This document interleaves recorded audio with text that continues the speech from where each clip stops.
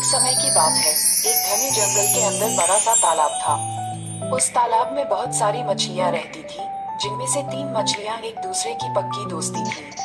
इन तीनों का स्वभाव बिल्कुल अलग था। इनमें से 2 बहुत समझदार थी। पहली संकट आने के पहले ही अपना बचाव कर लेती थी। दूसरी संकट आने पर अपनी सुरक्षा कर लेती थी, जबकि तीसरी सब कुछ भाग्य पर छोड़ देती थी। तीसरी मछली कहती कि अगर भाग्य में संकट होगा तो हम कुछ नहीं कर सकते, और भाग्य में नहीं होगा तो कोई भी हमारा कुछ नहीं कर सकता। एक दिन रास्ते से गुजर रहे एक मछुआरे ने उस तालाब को देख लिया। उसने देखा कि तालाब मछलियों से भरा पड़ा है।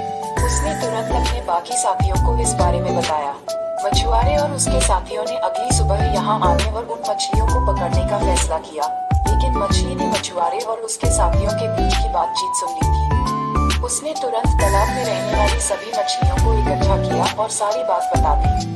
पहली मछली बोली कि हो सकता है कि कल मछुआरे आकर हमें जाल में पकड़ कर ले जाएं। उससे पहले ही हमें ये स्थान छोड़ देना चाहिए।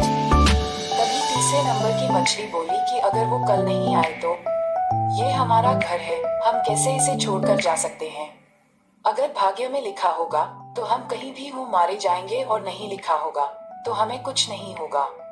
कुछ मछलियों ने तीसरे नंबर की मछली की बात मान ली और वहीं रुक गई। अन्य 2 मछलियां तीसरी मछली को समझाने में असमर्थ थीं, इसलिए उन्होंने बाकी मछलियों के साथ तालाब छोड़ दिया।